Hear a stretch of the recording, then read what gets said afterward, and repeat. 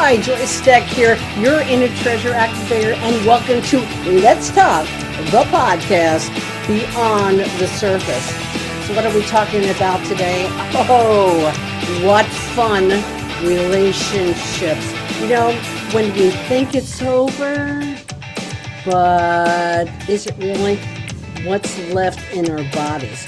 Okay, so let's talk about that. It's going to be fun. You're going to learn some cool stuff. So join me and let's get this rock and rolling.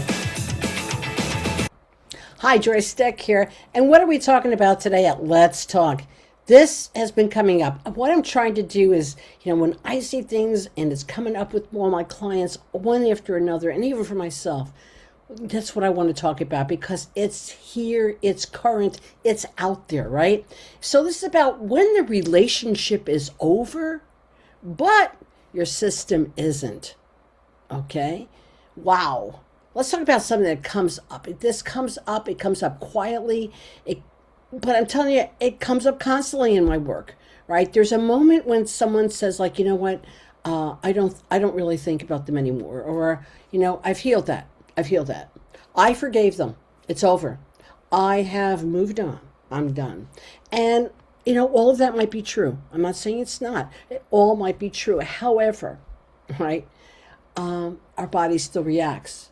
Your body's still reacting. You're still like going over to check their Facebook page every once in a while, right? You're going to their Instagram account. Not that you want to, but something about just blocking or getting it off of there just isn't working anymore because your body's reacting. Your nervous system might tighten even if you hear their name or someone brings them up. Or maybe their choices that they made are still orbiting like an old version of themselves somewhere, right? So today, I really want to talk about what happens when a relationship is clearly over, but your system didn't get the memo. Hey, I said it's over, but the system didn't get the memo. So, because this isn't about the person, it really is not about the person. It's about what your body learned inside that relationship. So, of course, the longer the relationship went on, the more your body learned. And what is still running now in that relationship, if you think it's over, but that nervous system is still tightening or other things are still going on. Okay, so this is like a topic because it's called past relationship, and it has to deal with so many other topics that I'm going to cover them as much as I can in the short amount of time because a lot of people are going through this, all right? So the common misunderstanding here is that most of us were taught that we're going to heal a relationship, and that means we need to understand what happened. We need forgiveness. We need to be forgiving, right?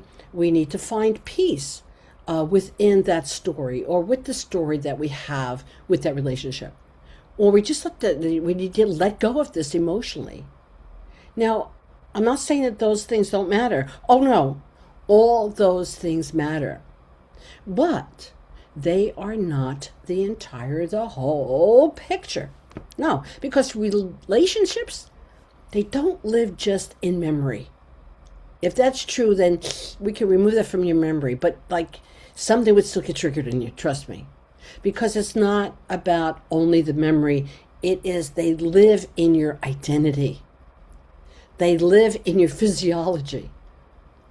I might sound crazy, but I do this all the time. So trust me, and for myself too. So I'll share some of my own personal stuff because that's, I learned this stuff, guys, and I talk about it not because I read it from a book. It's because I live it and have lived it, right? So inside every meaningful relationship, especially in our formative years, right? Or like really intense relationships that we have, what we learn is that how much of ourselves we're allowed to actually show. How much of ourselves we're allowed to show. Now, that's why those early, like our first loves, right? How many of you remember your first loves? I mean, I remember my first love. So if my first love is watching this, love, yeah, I do remember you. Okay, and I'm laughing, so this is good. All right, I didn't always laugh when I remembered you. All right, but if you know, we were so young, right? That you were so open. And that's why we had such an attraction to those people, because we were so young. We were learning ourselves. They were learning themselves. And it was pure and it was innocent for most of us, right? I'm talking about healthy, non-toxic relationships that were just kind of like normal, if there's such a thing. But you know what I mean? You were open. You were sharing. You were there. And then as you go through, right, how much of yourselves were you allowed to show? And we're going to take this. I'll ask you questions at the end that you could look at relationships in your life if you really want to go there, right? And this is could be so healing, right? And we learn like how close is safe. You know, how close is safe? Safety is huge here for a lot of people. We also learned how to manage conflict, how to manage silence, how to manage rejection. I think I tell people in parenting, I think one of the hardest things to parent is when, you know, with my sons, is to know that they were going out, when they were starting to date and stuff like that, that rejection, that they might get their hearts hurt. You know, I think we think about that for our kids, at least I did. But then we also had our own rejection, right? Our own silence, our own conflict. We had to learn how to deal with that, or how we didn't deal with that, right? And we also learned how to stay connected. How to stay connected, even if it means disappearing for a little bit, right? I mean, I have friends that, I mean, I haven't seen sometimes for 17, 18 years. When we meet, it's like we just left off yesterday, because we stay connected even if we're not in each other's life every single day, right? You see, those lessons don't dissolve just because a relationship ends, right? They don't dissolve because the relationship ends. Trust me, they don't. So someone, you can be over it mentally while the system is still saying, this is how I relate. This is how I stay safe. This is how I survive closeness. How many survive closeness by actually going, when it gets to this point, I'm freaking out of here, right? I survive by leaving the room, right? I relate this way. I don't share that much. I keep some of that stuff inside of me because you're over my safety zone, right? And all of that stuff, it's not a weakness. That's like emotional intelligence. It's intelligence doing what it learned to do. It learned this from life. It learned this. So I'll share like the thing that came up for me as I was doing like the writing for this, right? Is like, wow, you know what this hits home for me is when I was a kid, okay, I had an extremely close relationship. So you want to talk an intense relationship with my cousin. You know, he was older by like 13 years, and we would exchange cards. I mean, he lived up the street. He loved my father. He was over the house a lot. So, you know, my cousin was very, very close to me, right? And he had a serious heart defect. And I just loved him to pieces. And we had a very special relationship, a very close relationship of almost like he was like my older brother in a way, right? And when he died when I was 14. It was traumatic. I mean, I remember, there's lots about what happened, you know, at the hospital, and all kinds of things that I had gone in there that became part of how I relate in relationships. One of them was I would always exchange these cards, right? It was greeting cards were a big thing. And the night he was sick, he was over our house. We took care of him. Then he had gone home. And again, he lived a block and a half up. I could see the house from our window, all right? This is in New York City. So I went to the card store. I got him a card. And I remember thinking, like, you know what?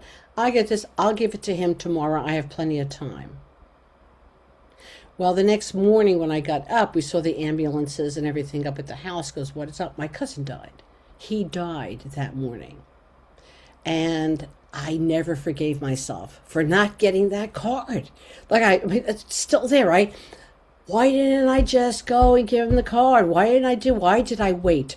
So you know what that developed in me? So I'm just giving you an example. Is if something strikes me to do it, I will do it immediately. Because you know what? In my head, my belief, you don't know if you have tomorrow. You don't know if that person's going to be there. You don't know if you're going to be there. So if something needs to be get done and you need to do it, you do it at that moment. And that has stuck with me since I was 14 years old. Got it? These are the things of like, how do you relate to relationships? Don't want to hold anything over, because what keeps going on was that night, that day. When did I do that last night? Because I didn't have the opportunity to do it again. But that has affected my life. So in your own relationships with people, and I was 14, so it's really early on. There's a lot of things in those early on with my grandfather who passed away, and he passed away, about me loving people. I really thought I had the curse. And in fact, when I was in college, I would tell people, please never tell me you love me. In relationships, do not tell me you love me, because if you said you love me, it was like the kiss of death. All right? These are things that even mentally I knew and could process through. Oh, this went a lot deeper inside. Get it? What is yours? What is yours? That's an early formation for me. And even though I can talk about it, even though I understand it, even though I can clear things at an energetic level, I can tell you that it's very much a way of my acting in life. And some of them I have chosen to live my life like it is the last day of my life, not out of morbidity, but in understanding how life really works. Got it? So, again, when you could say you're over it mentally, my system is saying great, but how do I relate? How do I stay safe? And in college, right, that's that example. How did I stay safe in college or my earlier years? Please don't tell me you love me. That is a kiss of death. And when people would say I love you, I was out the door. I was not one for commitment. And when I was telling people that I was getting married, they had bets on in the church that I was not going to go through with it, because too much for her. She's out of here. Okay? So, got it? Craziness? Right. But that is there. Not a weakness, but an intelligence. I've learned what to do. So, when I work with people, what we're actually clearing, when we go through clearing, it isn't the relationship itself. We're actually clearing three main things, and these three main things are major, all right? We're clearing identity roles that are formed inside that relationship. We are clearing nervous system habits that developed, what your body learned, how to brace, how to soften, how to disappear. Got that? Right? Also, 1, 2, 3 is self-abandonment agreements. Oh yeah, I said agreements. These are major. I can do a podcast on each one of these. I could do a lesson on each one of these. Okay? But what we're clearing, these three main things: identity roles formed inside the relationships. Joyce, what does that mean? Who did you become, or did you become someone else in order to stay connected? Were you always you, like, no, we don't do that, I do this instead? Or did you become something else so that you could stay connected with that person? Who was the strong one in the relationship? Who was the accommodating one in the relationship? Were you the quiet one? Were you the one who didn't need much? Like, no, it's okay. You take that and I'll be okay with it. I know I have seen myself in these roles. That if I go through life, now that I'm older, I can see a pattern that I've had with men in relationships. Where I said, no, you could take this. You have my paycheck. You could do this. It's okay. Because you need it and I'll get more. Wow. So you could see it, but to clear it is a whole other thing, because these roles often stay long after relationship ends. They're still there, and that's why we say you need to really clear some before you get in another relationship. You need to take care of this. But a lot of people take clear of thinking emotionally they're not attached anymore, or mentally they're not attached anymore. But what about that identity role that you took on with that person? Did you clear that? I highly suggest you do before you move on. Otherwise, what happens? The role that you have assumed and taken on, that role is going to stay longer, and it will stay maybe in another relationship, or that's where it picks up. That's why you'll see a recurring pattern. Why are all these people that come into my life? Well, you're creating the role. Even if they came into your field without that, you'll create the role to keep them alive. Think about that in your spare time, if you want. All right. Next, number 2 is that nervous system habits. What do I mean by nervous system habits? Your body learned when to brace itself. I go, here we go. I'm going to get yelled at again. Or if I do that, whatever. Right. Or when to soften. When it's okay, safe to like be hugged and cuddled and loved. When you need to disappear, like, you know what? I'm out of here, man. This is getting a little too heavy to me. My ass is out of here. Like that conditioning we had, it doesn't live in your thoughts. It actually lives in response to how you respond to things. So even new relationships can trigger this old protection layer that you built up. Okay. Number 3, self-abandonment agreements. I like this one. Like, what are those, Joyce? These are those quiet, unconscious deals that we make. Quiet, unconscious deals that we make. Like, you know what? I won't need too much. I won't need too much. You know what? I won't say that. I won't say that. I can keep that. I'm fine. I just won't say that, right? Oh, how about this one? I won't be fully me because that risks connection. And I'm okay with that. Like, internal, I'll sit by myself and I'll still be full me. But I can't be with this person because that's going to risk connection. Those agreements that you made, even though if you left it because you're like, I can't do this anymore, so you leave the relationship, those agreements, dearies, often outlive the relationship itself. And you're either going to take it to the next one, or you're going to live with that and beat yourself up, or always keep being attached to that damn relationship because you fully did not take out the agreement that you made with yourself. So I say the relationship may be over, but the contract you made is still running. So if you still feel an attachment to someone, it could be 20 years ago. Like, what is that? Sweetie, your contract is still running. And it's still being held accountable. Can you get rid of these? Absolutely. Absolutely. You need a good attorney. Hello. to sever that emotional relationship. But these are the things that keep us hanging on. Can they be taken care of? Yes. The more that you're aware of this, the more that you need to work on it, the more that you can work on it and get it taken care of, because you find out where it's hitting. It's awareness. You're aware of where it is. Therefore, you can decide by choice if you want to keep that or you don't. So this is showing up a lot right now in my work. I'm just seeing with clients. I'm seeing it overall. That's why I'm doing this podcast on this subject, because it's showing up more right now because people are changing. Their work is changing. Their health is changing. The values they had are changing. Your tolerance, the world's tolerance for self-betrayal is really dropping.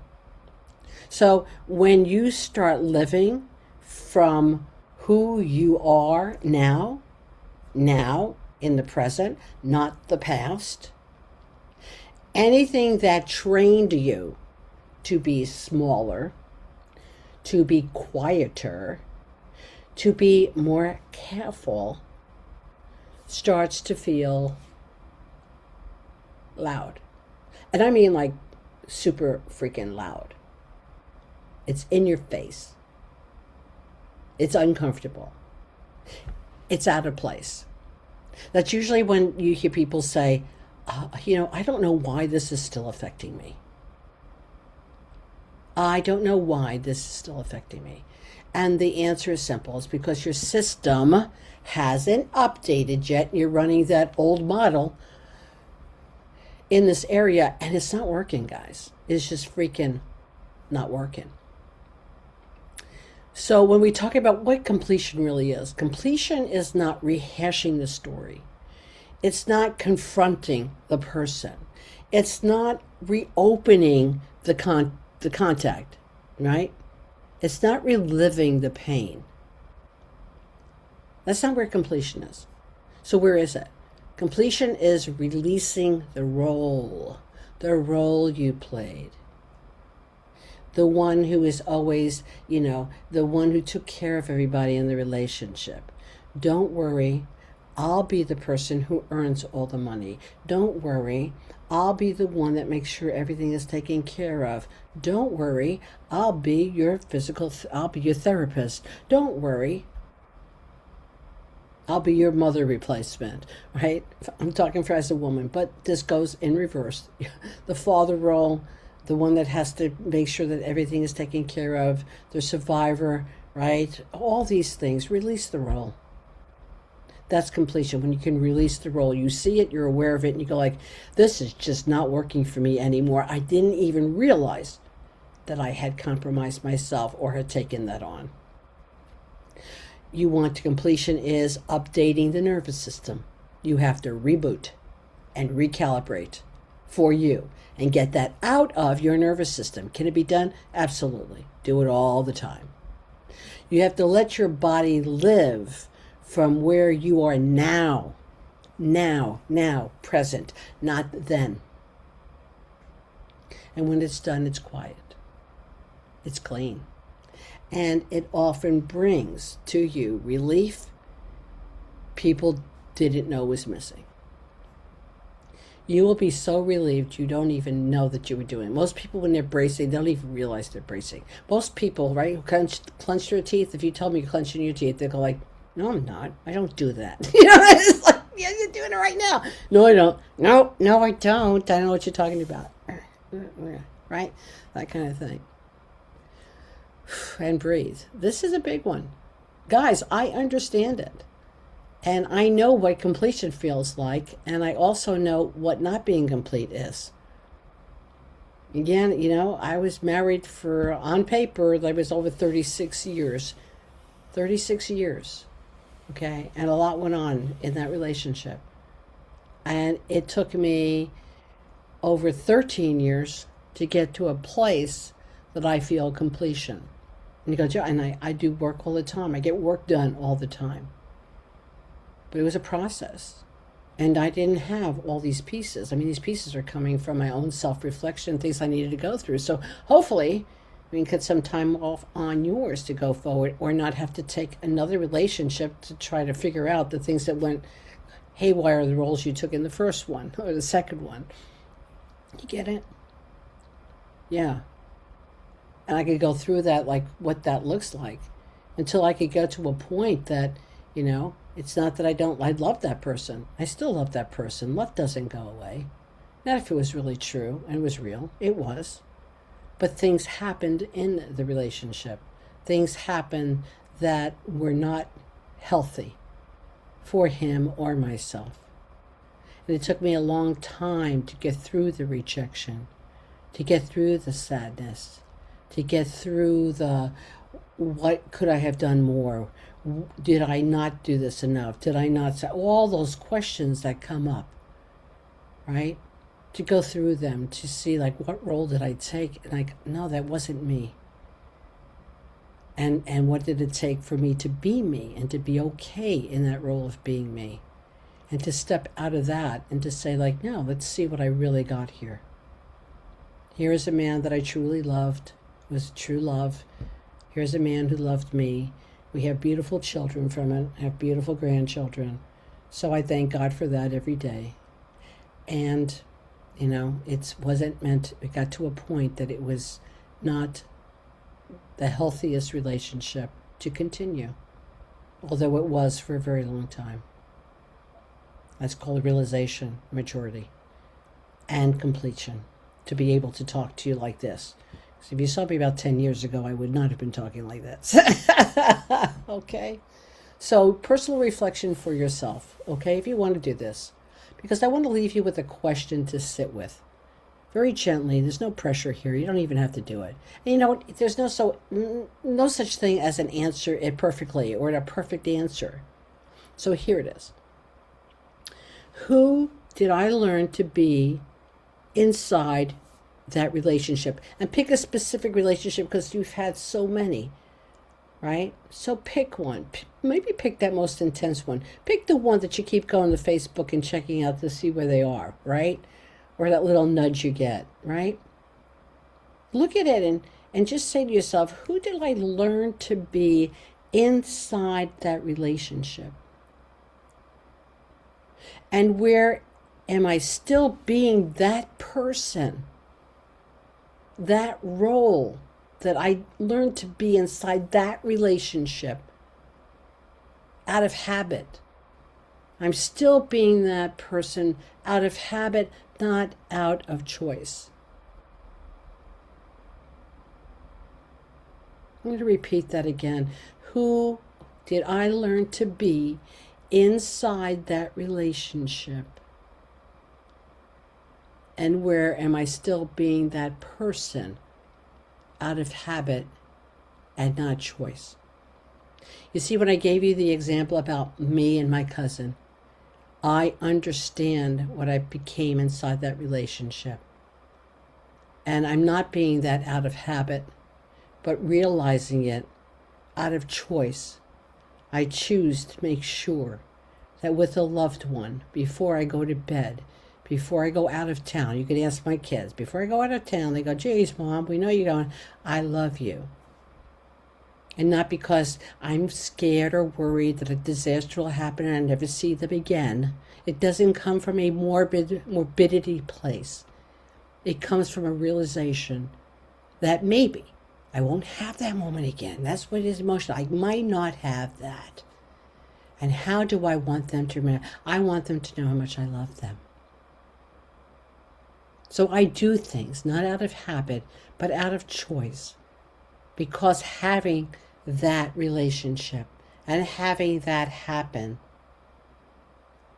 made me realize something that's really, really important. And how important relationships are to me, and how important it is to tell people how much they mean to you and how much you appreciate them. So when you go through this yourself, you might notice a reaction that feels really familiar. You might notice in yourself a hesitation that doesn't match your current life. You're like, well, that's not even me, but I did that, right? You might also notice a way that you still brace. You still need to explain, or you're still holding back. And there's nothing to judge here.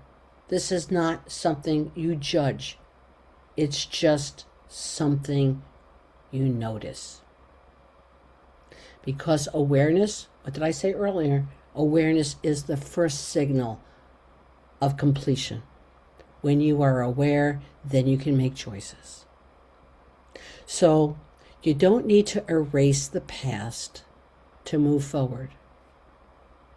But you do need to stop living from versions of yourself that were built for a time that's already over. I'm going to repeat that so you get to really fully pull this into yourself. You don't need to erase the past to move forward, but you do need to stop living from versions of yourself that were built for a time that's already over. It's over. Completion isn't dramatic. It's permission. It's permission. Permission for your system to finally say, I don't have to do it that way anymore.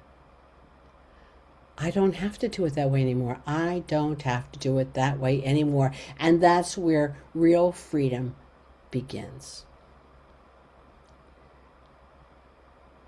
And breathe. I thank you so much for being with me, because everything I mention in these episodes, courses, activations, rituals, you'll always find under what place. You can go to Linktree, Joyce / Joyce Stech, JoyceStech, and that's your field guide to all this work. So thank you so much again for being with me.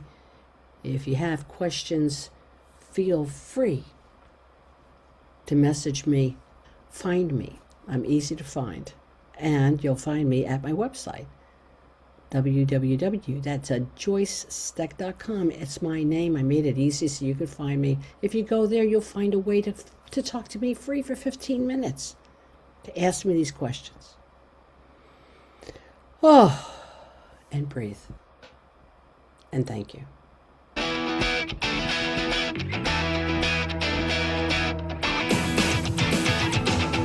This has been Joyce Stech on the Joyce Stech Podcast, Beyond the Surface.